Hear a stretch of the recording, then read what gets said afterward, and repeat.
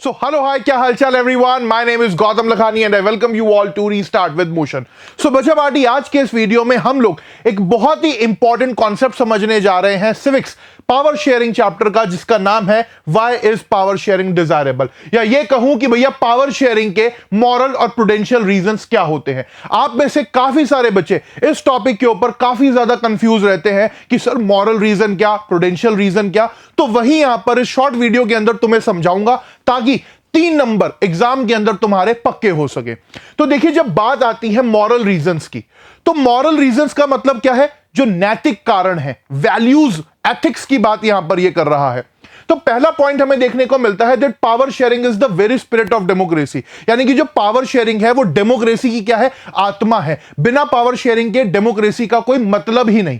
क्योंकि जब हम बात करते हैं डेमोक्रेसी की, तो डेमोक्रेसी के अंदर कैसी गवर्नमेंट है? लोगों के द्वारा चुनी हुई सरकार है। तो यहां पर हम क्या देखते हैं कि in democracy people have the right to be consulted on how they should be governed. तो लोगों के पास यह अधिकार है कि उनसे पूछा जाए, उनको बताया जाए कि भैया तुम किस तरीके से रूल करा जाएगा, तुम्हारे लिए क्या डिसीजंस लिए जा रहे हैं। और हम देखते हैं कि डेमोक्रेसी के अंदर जो लोग हैं डिसीजन मेकिंग प्रोसेस में पार्टिसिपेट करते हैं।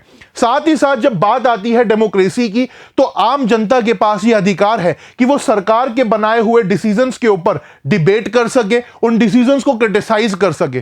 तो हम देखते हैं इंडिया के अंदर भी अक्सर होता है, अगर सरकार का बनाया हुआ डिसीजन लोगों को पसंद नहीं आता तो लोग उसके खिलाफ आवाज उठाते हैं। So in democracy citizens come together to debate and criticize the policies of the government. तो ये 3 जो है मॉरल रीजंस हमें देखने को मिलते हैं डेमोक्रेसी के अंदर पावर शेयरिंग के। वहीं जब बात आती है प्रूडेंशियल रीजन की, तो ये जो प्रूडेंशियल वर्ड है ये आया है प्रूडेंस वर्ड से, जिसका मतलब है सोच समझ के कुछ काम करना, प्रैक्टिकल आउटकम्स की यहां पर ये बात करता है। तो देखिए, बात सीधी सी है, अगर हम डेमोक्रेसी के अंदर पावर शेयरिंग करेंगे तो उसके फायदे क्या होंगे? प्रूडेंशियल रीजंस वो हमें बताते हैं, जिसमें सबसे पहला है that it helps in reducing the conflict among the diverse social groups. तो आप जानते हैं कि डेमोक्रेसी में भारत के अंदर अलग अलग तरीके के लोग रहते हैं, अलग अलग कास्ट, अलग अलग रिलीजन, अलग अलग लैंग्वेज को फॉलो करने वाले लोग रहते हैं।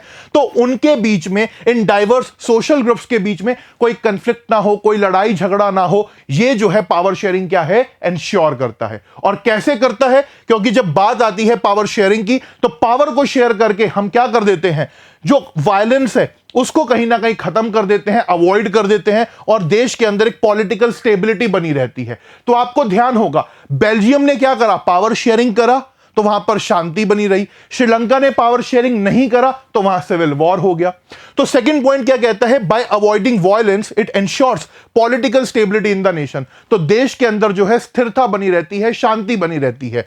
साथ ही साथ it also strengthens the unity and promote peace among the people of the nation. अगर पावर शेयरिंग होगी तो उससे क्या होगा? देश के अंदर एकता बनी रहेगी, लोग आपस में भाईचारे के साथ रहेंगे और समाज के अंदर शांति बनी रहेगी। तो ये थे प्रूडेंशियल रीजंस और ये थे मॉरल रीजंस। अगर अभी भी कोई डाउट है तो कमेंट्स के अंदर जरूर बताइएगा। बाकी आज के इस वीडियो को इतना ही रखते हैं। शॉर्ट वीडियो के अंदर हमने इन डिटेल जाकर के समझा moral and prudential reasons of the power sharing. So thank you so much everyone. Gautam Lakhani signing off. जय हिंद, जय भारत।